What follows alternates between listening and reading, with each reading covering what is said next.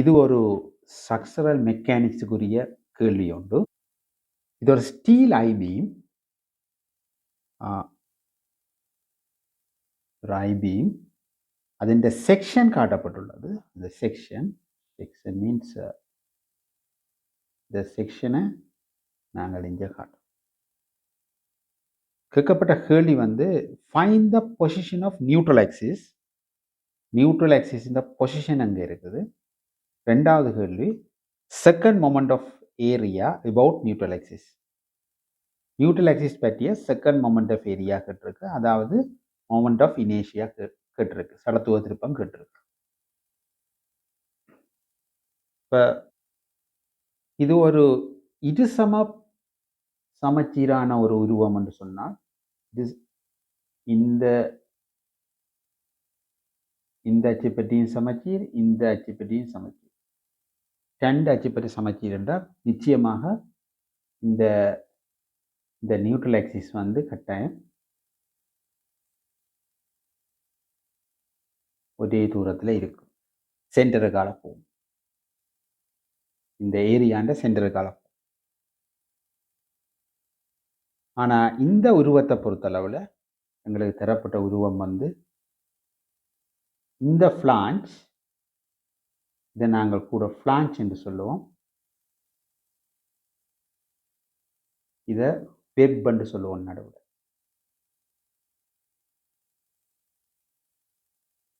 Flange, இது web. இப்போ bottom flange வந்து டாப் ஃப்ளான்ச்சிலும் பார்க்க பெருசாக இருக்கிறபடியா நியூட்ரல் ஆக்சிஸ் வந்து சென்டராக இராது, ஒரு நாளும் சென்டராக இராது. இப்போ இதில் நாங்கள் நியூட்ரல் ஆக்சிஸ் வந்து இப்போ இதுன்ற சென்டர் ஆஃப் கிராவிட்டி வந்து இந்த அச்சு பற்றி இந்த உருவம் சமச்சீராக இருக்குது. ஆனால் இந்த அச்சு பற்றி சமச்சீர் இல்லை. அப்போ கட்டாயம் இந்த அச்சில் தான் சென்டர் ஆஃப் கிராவிட்டி இருக்க போகுது. கட்டாயம் இந்த அச்சுலாம் சென்டர் ஆஃப் கிராவிட்டி இருக்க போகுது. மற்றது வந்து மற்ற அச்சு வந்து மற்ற நியூட்ரல் ஆக்சிஸ் வந்து கட்டாயம் இது நிற கூட இருக்கிறதால சென்டரிலேருந்து இதுதான் சென்டர் என்று சொன்னால் நாங்கள் திருப்பிக்கிறோன்னா எங்களுக்கு டவுன் சைட் ஃப்ளான்ச் வந்து நிற கூட இருக்கிறபடியால் கட்டாயம் வந்து நியூட்ரல் ஆக்சிஸ் வந்து சென்டரில் இருந்து பேரம் கூடின பக்கம் மூவ் பண்ணி இருக்கும். அதாவது இந்த நியூட்ரல் ஆக்சிஸ் வந்து கீழே இருக்கும். ஆக்சுவலி நீங்கள் கணக்கு செய்ய ஆன்சர் பிழையோ சரியோன்றதை ஓரளவு கண்டுபிடிக்கலாம். சென்டர்லேருந்து இதுதான் நியூட்ரல் ஆக்சிஸாக இருக்கும். பேரம் கூடின, அதாவது நிற கூடின பக்கம் நியூட்ரல் ஆக்சிஸ் மூவ் பண்ணும். இப்படி இருந்தேன்னு சொன்னால் நியூட்ரல் ஆக்சிஸ் வந்து கிட்ட பேரம் கூடினதுக்கு கிட்டே இருக்கு. சென்டர் ஆஃப் கிராவிட்டி கட்டாயம் இந்த அச்சு பற்றி சமச்சீர் இருக்குது. அந்த வழியாக கட்டாயம் இதுதான் சென்டர் ஆஃப் கிராவிட்டியாக இருக்கும். இதில் இதுதான் சென்டர் ஆஃப் கிராவிட்டியாக இருக்கும், புவியீர்ப்பு மையமாக இருக்கு. நீங்கள் ஆன்சரை ஓரளவு செக் பண்ணி கொள்ளலாம். சென்டரில் இருந்து சரியோ பிள்ளையோண்டு செட் பண்ணி எங்கேயாவது கல்குலேஷன் மிஸ்டேக் இருக்குன்றதை செக் பண்ணி கொள்ளலாம். மற்றது நீங்கள் நினைக்கலாம் இதில் செகண்ட் மவுண்ட் ஆஃப் ஏரியா இருக்குது, பொசிஷன் ஆஃப் நியூட்ரல் ஆக்சிஸ் கேட்டிருக்குது. இதை வச்சு நாங்கள் என்ன செய்கிறது, இது உண்மையாக இந்த கணக்கு வந்து முழுமை வரையில் பெண்டிங் ட்ரெஸ் என்ன என்று கேட்க மட்டும் இந்த கேள்வியை கொண்டு போகலாம். ஆனால் நான் நினைக்கிறேன் எக்ஸாம் டைம் கருத்தில் கொண்டு செகண்ட் மொமெண்ட் ஆஃப் ஏரியா கண்டா காணும் என்ற அளவில் இந்த கணக்கு நிறுத்தப்பட்டிருக்கு. முதலாவது கேள்வி நியூட்ரல் ஆக்சிஸை காணணும். ஆக்சுவலாக நியூட்ரல் ஆக்சிஸ்ன்றது கிட்டத்தட்ட இப்போ அந்த அச்சு பற்றி தான் இந்த செக்ஷன் வந்து பெண்டிங் ஆகும். நியூட்ரல் ஆக்சிஸுக்கு மேலே டென்ஷன் இருந்ததுன்னா நியூட்ரல் ஆக்சிஸுக்கு கீழே கம்ப்ரெஷன் இருக்கும். நியூட்ரல் ஆக்சிஸில் 0 இருக்கும் பெண்டிங்கால், அல்லது நியூட்ரல் ஆக்சிஸுக்கு மேலே கம்ப்ரெஷன்டா நியூட்ரல் ஆக்சிஸுக்கு கீழே டென்ஷன் ஆகிருக்கும், மாறி இருக்கும். இந்த நியூட்ரல் ஆக்சிஸில் ஸ்ட்ரெஸ் வந்து 0 பெண்டிங்கால். சரி, இப்போ நாங்கள் அது தியரியில் பார்க்கணும். இப்போ நாங்கள் இந்த கேள்வியை பார்த்தோம்னா இப்போ நாங்கள் நியூட்ரல் ஆக்சிஸின் பொசிஷனை காணணும். அப்போ கேட்ட கேள்வி வந்து இந்த தூரம் அல்லது இந்த தூரத்தை கேட்கப்பட்டிருக்குது. கட்டாயம் இது அந்த உயரத்தின் அரைவாசியாக கட்டாயம் இராது. என்னென்னா சமச்சீர் இல்லை. இந்த அச்சு பற்றி சமச்சீர் இல்லை, கிடையாச்சு பற்றி சமச்சீர் இல்லை. இப்போ கிடையாச்சு பற்றி நாங்கள் இந்த கிடையாச்சின் பொசிஷனை தான் காணணும். சரி, இப்போ இதை நாங்கள் 3 துண்டாக்கி துண்டாக்கி தான் காண வேணும். இப்போ நாங்கள் இதை 3 துண்டாக்கினோம்னு சொன்னால் இதில் வந்து இதில் இந்த உருவத்தை பொறுத்தவரை 3 துண்டாக்கி செய்கிறது ஈஸியாக இருக்கும். இது முதலாவது துண்டு. ഇതിൻ്റെ ஏரியா A1 ஏரியா இல்லை, நான் வெளியில் எழுதுகிறேன். ഇതിൻ്റെ ஏரியா A1 50 × 20 1000 mm². ഇതിൻ്റെ ஏரியா சென்டர் ஏரியா இது வந்து 20, நான் சொல்ல மறந்துட்டேன். இது வந்து 20 டேட்டா. therefore இந்த ஏரியா ரெண்டாவது துண்டு ஏரியா A2 வந்து 20 × 100 2000.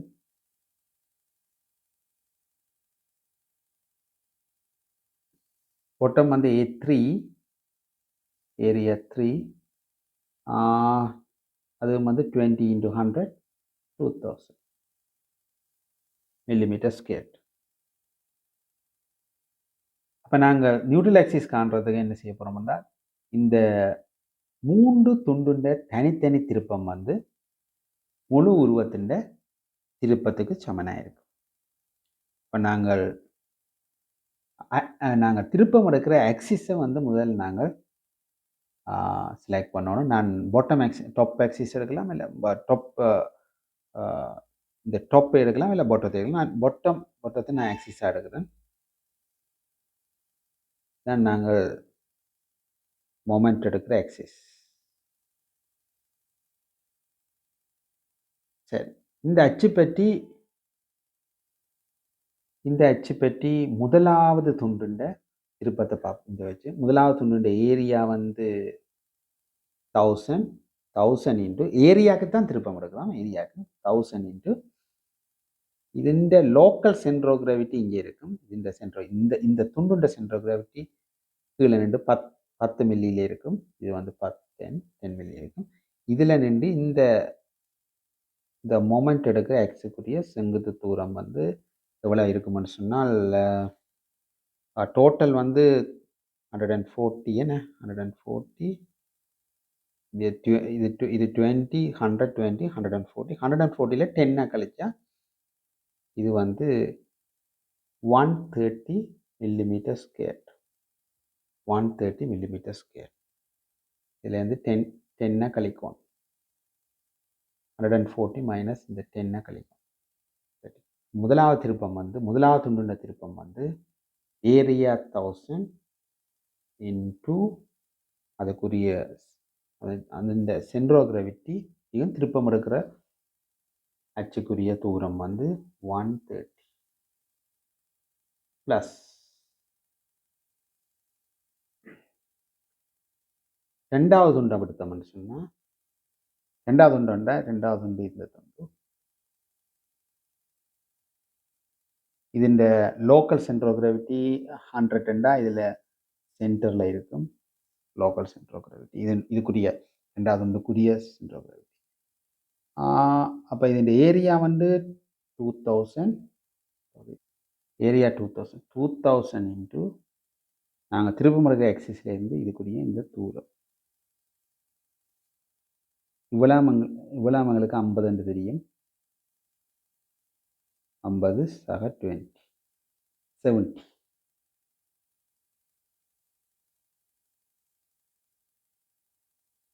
Plus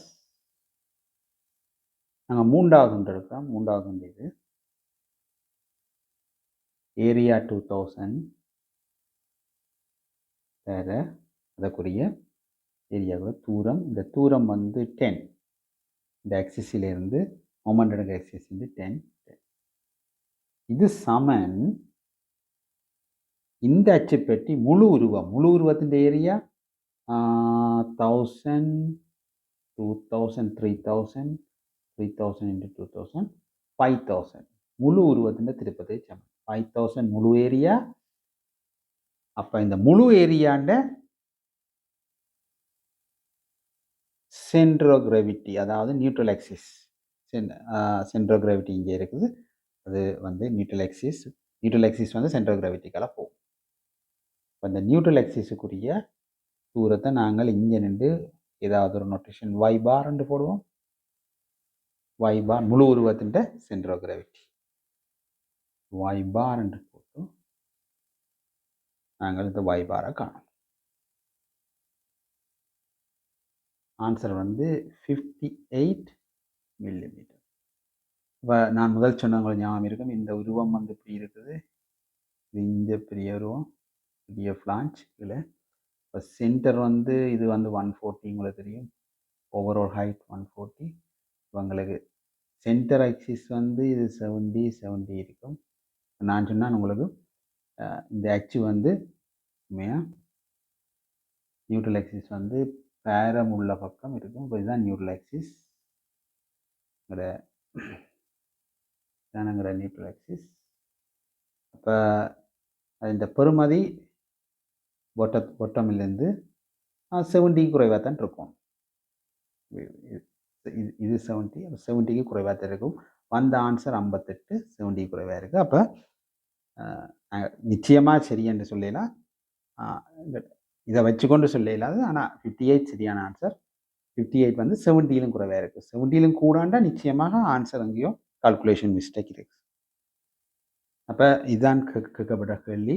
find the position of neutral axis வந்து நீங்கள் நியூட்ரல் ஆக்சிஸ் பாட்டம் ஃப்ளான்ச்சில் இருந்து உங்களுக்கு 58, அப்போ மேலேருந்து 140 என்றால் மிச்சத்தை மேலே 82.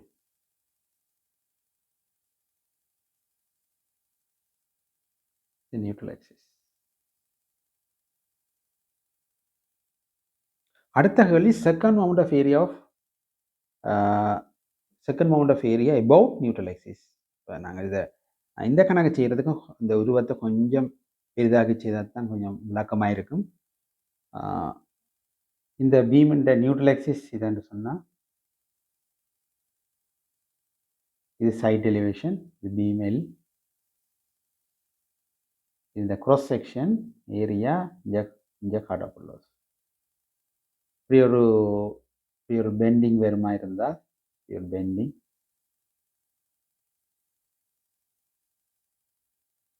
இந்த நியூட்ரல் ஆக்சிஸ் பற்றி தான் இந்த பீம் பெண்ட் ஆகும்.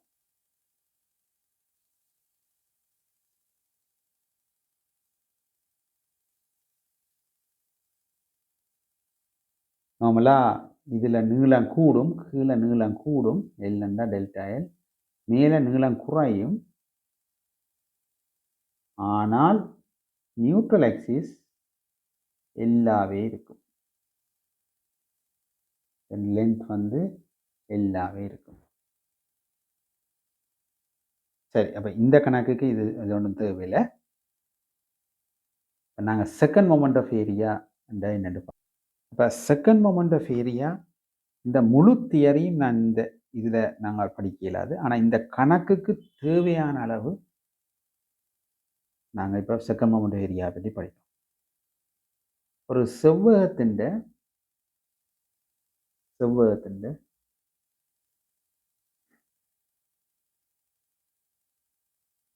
இந்த அச்சு பற்றிய சடத்து திருப்பம், இந்த அச்சுன்றது என்னவா இருக்கணும்னா, இந்த அச்சு கட்டாயம் சென்டர் ஆஃப் கிராவிட்டிக்கால போகணும். மற்றது இந்த பக்கத்துக்கு பெரல்ல இருக்கும். இது நான் பி என்று போட்டேன்னா பிக்கும் பெரல்ல இருக்கணும். அதே நேரம் சென்டர் ஆஃப் கிராவிட்டிக்காலையும் போகணும். இது ஒரு நியூட்ரல் ஆக்சிஸ். இது டியா, இந்த தூரம் டியா இருந்தா இந்த அச்சு பற்றிய சடத்துவ திருப்பம் ஐ வந்து I is equal to சமாந்திர பக்கம் 1ஆம் அடுக்கு B, இந்த அச்சுக்கு செங்குத்தாக இருக்கிற பக்கம் D, அது 3ஆம் அடுக்கு BD cube over 12. நிறுவலாம். அப்போ இந்த கணக்கை தான் நாங்கள் எய்ம் பண்ணணும். இப்போ second moment of area BD cube over 12. உங்களுக்கு அலகு வந்து மீட்டர் ஃபோர்த்தாக இருக்கலாம், மில்லிமீட்டரில் போட்டால் மில்லிமீட்டர் ஃபோர்த்தில் இருக்கலாம், சென்டிமீட்டரில் போட்டால் சென்டிமீட்டர் ஃபோர்த்தில் வரலாம். சரி, இந்த உருவத்தின் இந்த அச்சு பற்றிய சொத்து திருப்பம், ஆனால் இந்த அச்சு பற்றிய சொத்து திருப்பம் இல்லை திருப்பம் என்னன்னு சொன்னால், அதே மாதிரி சமாந்திர இந்த அச்சுக்கு சமாந்திர, அது சென்ட்ரோகிராவிட்டிக்கால கட்டாயம் போகணும். டிக்கு இதுக்கு பரல்லாமல் இருக்கும். இருந்தால் சமாந்திரமான பக்கம் டி 1ஆம் அடுக்கு, இந்த அச்சுக்கு செங்குத்தாக இருக்கிற பக்கம் 3ஆம் அடுக்கு, கீழ் 12. இதுதான் I, second moment of area.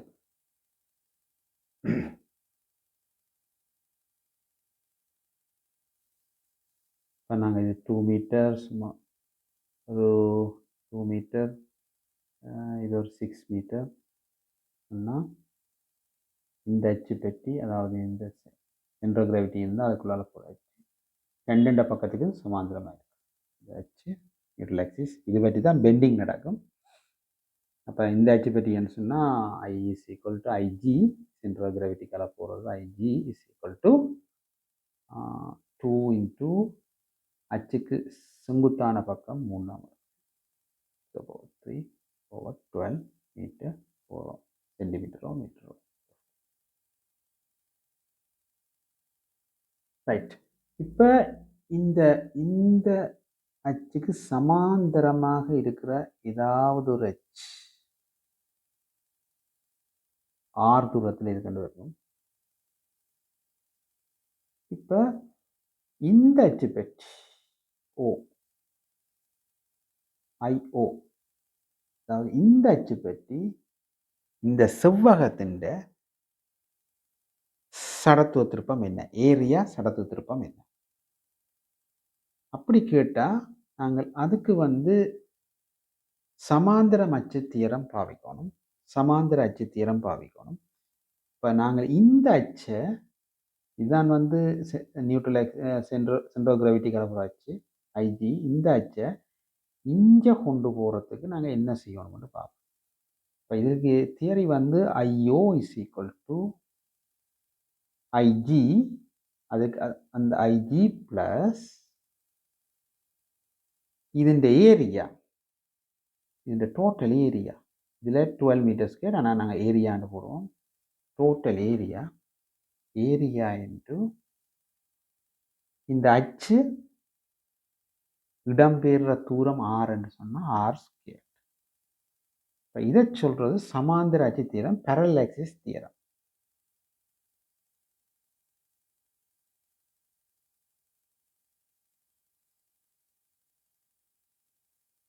இதை சொல்கிறது பேரலல் ஆக்சிஸ் தியரம், சமாந்திர அச்சு தியரம்னு சொல்கிறோம். ஒரு எக்ஸாம்பிள் ஒன்று பார்ப்போம். ஒரு எக்ஸாம்பிள், இந்த செவ்வகத்தின் IG என்ன, I1 என்ன, I2 என்ன. IG உங்களுக்கு தெரியும், IG வந்து அந்த ஆக்சிஸ் வந்து சென்ட்ரோ கிராவிட்டிக்கு அலையும் போது 2 மீட்டருக்கு பரலாமல் இருக்குது. அப்போ நாங்கள் IG is equal to BD cube over 12, அதாவது பரலான பக்கம் வந்து 1ஆம் அடுக்கு பவன், செங்குத்தான பக்கம் வந்து 3ஆம் அடுக்கு BD cube over 12. இப்போ ஆன்சர் வந்து 36 மீட்டர் 4. இப்போ அடுத்தது வந்து நாங்கள் I2 காணுவோம். I2 வந்து காண்றதுக்கு ஐஜிக்கு I2 பேரலாக இருக்குது. அப்போ நாங்கள் பேரலல் ஆக்சிஸ் தியரத்தை பாவிக்கலாம். அப்போ I2 is equal to IG plus അതിൻ്റെ டோட்டல் ஏரியா உங்களுக்கு தெரியும், 2 into 6 12 metre square, 12 metre square into axis இடம்பெயர்ற தூரத்தின் வர்க்கம். இது வந்து 3 மீட்டர் தான் வாங்க போகிறேன், பிகாஸ் 6 மீட்டர் காஃப் 3 மீட்டர் தான் இந்த அச்சு இடம்பெற போகிறார் 3 into ஏஆர் ஸ்கேட் இடம்பெறுற இந்த வர்க்கம். இப்போ நாங்கள் இதில் ஐஜி உங்களுக்கு தெரியும் 36 + 12 into 9. Answer is 44 meter fourth. அதே மாதிரி I1 is equal to IG plus AR squared. IG 36 plus area வந்து 12, இடம்பெயர்ற டிஸ்பிளேஸ் பண்ற தூரம் வந்து 5 into square. Answer is 336 meter fourth. அதே மாதிரி நாங்கள் முக்கோணத்தின் வட்டத்தின் இதெல்லாம் பார்க்கலாம். சும்மா இந்த கணக்கு தேவையில்லை. முக்கோணம் இருந்ததுன்னு சொன்னால் கோணத்தின் உயரம் இருந்துன்னு சொன்னால் h என்று சொன்னால் உங்களுக்கு தெரியும் சென்ட்ரல் கிராவிட்டி வந்து நிச்சயமாக பாட்டத்திலேருந்து 1/3 h இந்த வேர்டெக்ஸில் இருந்து 2/3 h என்று தெரியும். இது சென்ட்ரல் கிராவிட்டி. இந்த ஆக்சிஸ் வந்து கட்டாயம் பொட்டத்துக்கு பரவலாக இருக்கணும் அல்லது வேறு தீரத்தை பாவிச்சு காணணும். இதில் வந்து எங்களுக்கு வந்து முக்கோணத்துக்கு இது பி என்று சொன்னால் இந்த ஐஜி இஸ் ஈக்குவல் டு இந்த கணக்கு தேவையில்லை, நான் அடிஷனலாக சொல்கிறேன். BH³/36 not 12 36. இதே மாதிரி வட்டம் எடுத்தீங்கள் என்று சொன்னால் வட்டம் அதுக்கு அச்சிஸ் வந்து எப்படியும் இருக்கலாம். இந்த அச்சு எல்லா அச்சுக்கும் சடத்து திருப்பம் வந்து எப்படிப்பட்டாலும் சமச்சீராக தான் இருக்கு. சடத்து திருப்பம் வந்து இது டி டயமீட்டர் டி என்று சொன்னால் 5d4/64 எல்லாத்துக்கும் அதான் வரும்.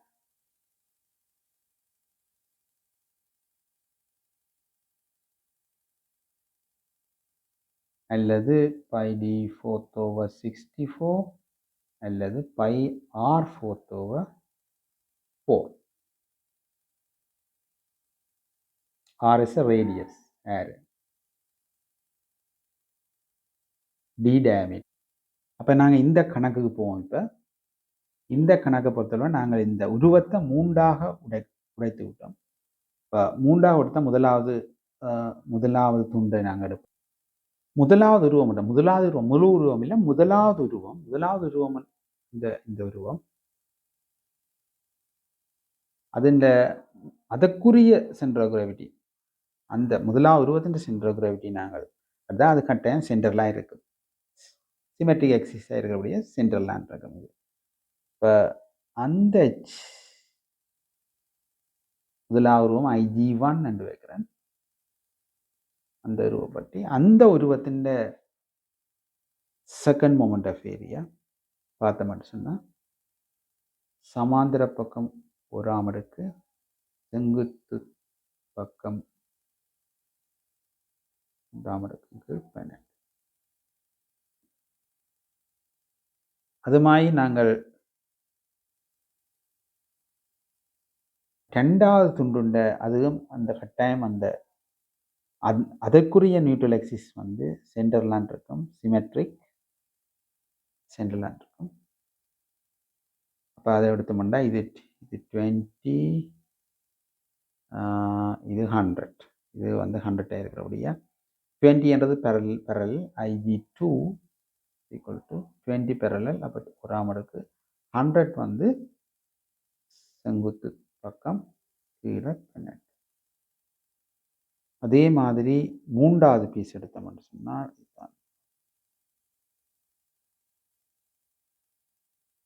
சாரி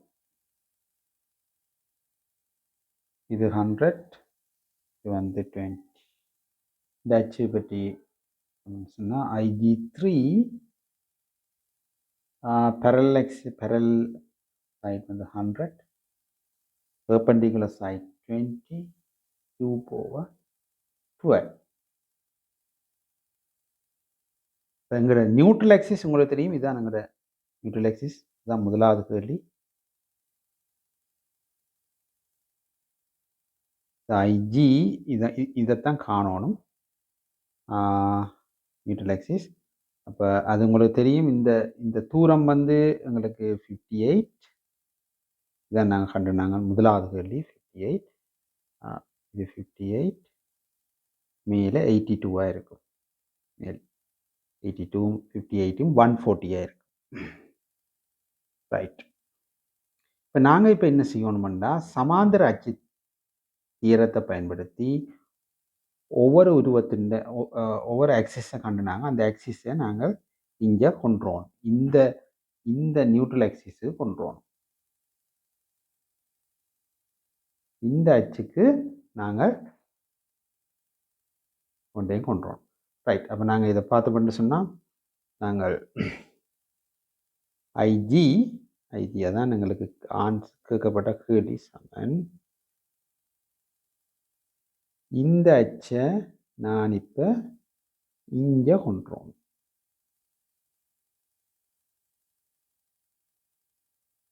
இப்போ இந்த தூரம் வந்து எங்களுக்கு R1 தூரம் வந்து வடிவாக தெரியும். எங்களுக்கு ஃபுல்லாக வந்து 82 உங்களுக்கு தெரியும். எல்லாம் எழுதினா இல்லை குழப்பம் எழுதையில் 82 82லேருந்து இந்த 10 கழிப்போம்.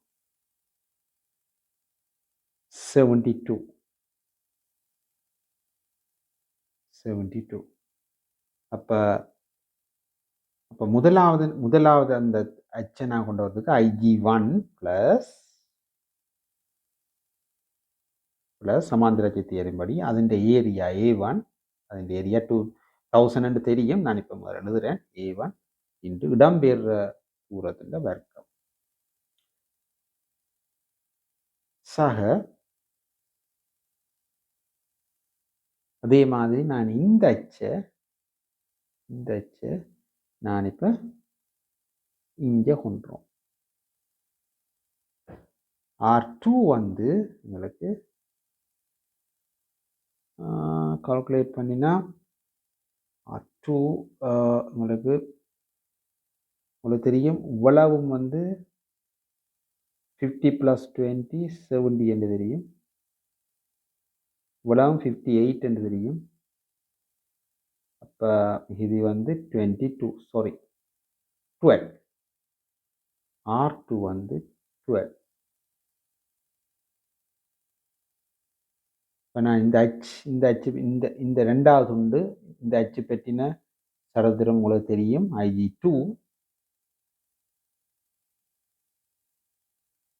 ப்ளஸ் அது இந்த A2 தெரியும், 2000 தெரியும் ஏற்கனவே. A2 இன்ட்டு R2²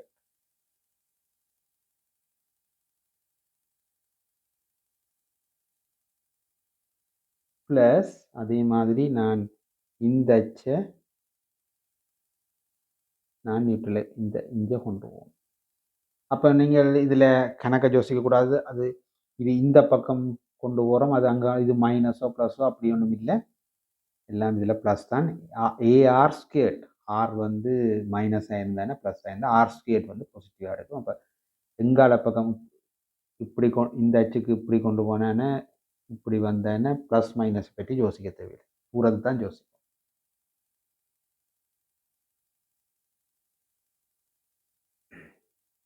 அப்போ நாங்கள் இப்போ மூன்றாவது துண்டுன்ற இதான் வந்து இந்த மூன்றாவது துண்டுக்குரிய சென்ட்ரல் கிராவிட்டி நியூட்ரல் ஆக்சிஸ். இந்த அச்சை வந்து IG3 இது நாங்கள் எங்கே கொண்டு போகிறோம், இங்கே கொண்டு போகிறோம். அந்த தூரம் வந்து அப்படியே பார்த்தோம்னா இவ்வளோ 58, 58 மைனஸ் 10 இருக்கும். இப்போ 48. R3 வந்து 48. அப்படியே இதில் அப்போ IG2 ப்ளஸ் A3 R3 இதில் எல்லாத்தையும் சப்ஸ்டிடியூட் பண்ணினா ஆன்சர் எல்லா அச்சையும் வந்து நாங்கள் நியூட்ரல் ஆக்சிஸ் கொண்டு போகிறோம். நாங்கள் கொஞ்சம் கால்குலேட்டர் ஒர்க் அவுட் பண்ணணும். ஐஜி வந்து IG11 வந்து இது 50 + 20 cube / 12 அல்லது தனித்தனியாக கண்டா உங்களுக்கு சும்மா இருக்கும். அதை முதல் காணும். இந்த ஆன்சர் வந்து 3333 5 மில்லிமீட்டர் ஃபோர் எல்லா மில்லிமீட்டர் இருக்கும். மில்லிமீட்டர் 4ஆம் இருக்கு. அதே மாதிரி இதை செய்தோம்னு சொன்னால் அதே மாதிரி IG2 இந்த ஆன்சர், IG3 இந்த ஆன்சர். இப்போ நாங்கள் பார்த்தோம்னு சொன்னால் இதை சப்ஸ்டிடியூட் பண்ண வேண்டாம். எல்லாத்தையும் 333 ப்ளஸ் A1 உங்களுக்கு தெரியும் 20 × 50,000. R1ன்றது 72 ஸ்கொயர்.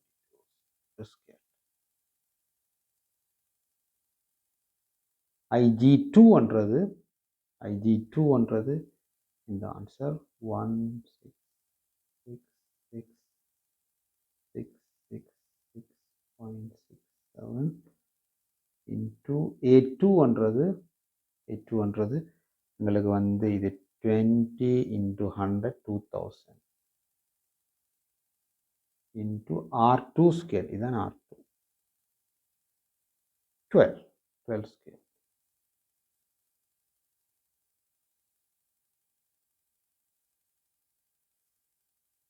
ப்ளஸ்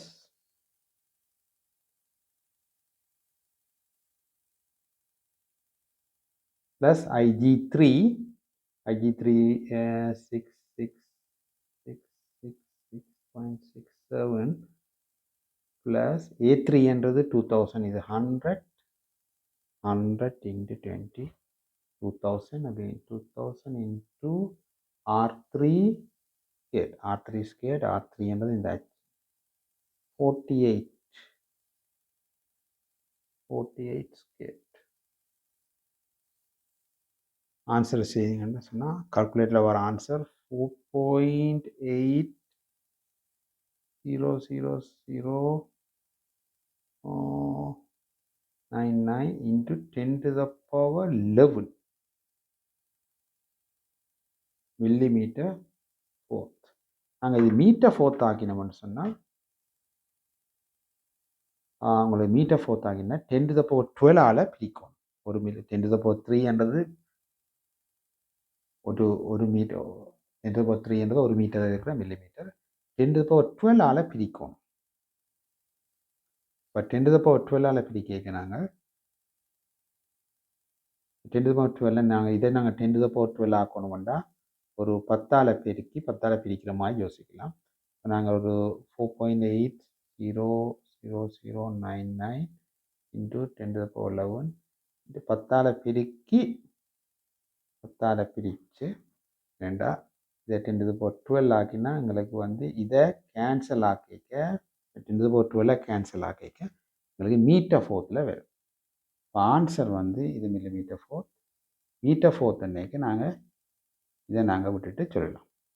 இப்போ நாங்கள் இதை 10ஆல் பிரிக்க 0.48 ஐ திங்க் இனஃப். இதை நாங்கள் 10ஆல் பிரிக்க பாயிண்ட் செய்யவும் மீட்டர் ஃபோர்த்.